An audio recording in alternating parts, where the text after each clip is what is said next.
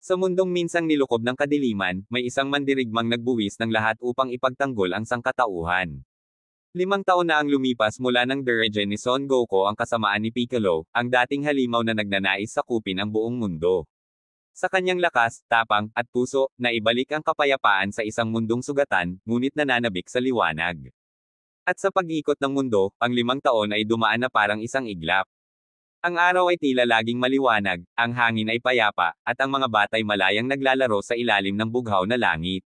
Sa paningin ng marami, tapos na ang yugto ng kaguluhan. Ngunit sa likod ng katahimikan, unti-unti, isang aninong hindi pangkaraniwan ang lumilitaw. Isang bagay, o isang nilalang, na hindi kabilang sa mundong ito. Sa liblib na bahagi ng kabundukan, sa simpleng tahanan ng mga Son, nagsisimula ang isang bagong kabanata. Ang batang si Gohan, inosente, masayahin, at walang kamalay-malay sa lakas na bumabalong sa kanyang loob, ay abala sa pagtakbo sa damuhan, sinusundan ng malambing na tawag ng kanyang ina. Gohan-chan, halika na't kumain. Ngunit si Gohan, dala ang kanyang munting laruan at mga pantasya, ay tila nawawala sa sariling mundo. Hindi siya basta-basta makita, at ang kanyang inay nag-aalala. Nasaan na naman ang batang iyon? Habang si Goku ay abala sa paghahanda upang bumisita kay Master Roshi, hindi niya inakalang ang simpleng araw na iyon ay magiging simula ng isang malaking pagbabago. Habang hinahanap si Gohan, biglang may nangyaring kakaiba. Sa kalangitan, isang apoy na tila bituin ang bumagsak mula sa kalawakan.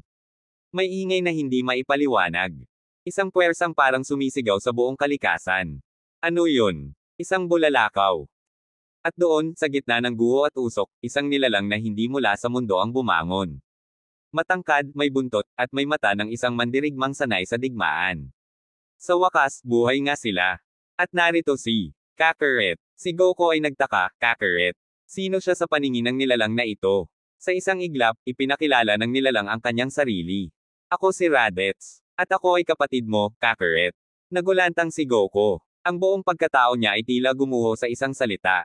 Kapatid. Mula sa ibang planeta. Sa boses ni Raditz ay may kasamang lamig, isang tinig ng digmaan, hindi ng pag-ibig.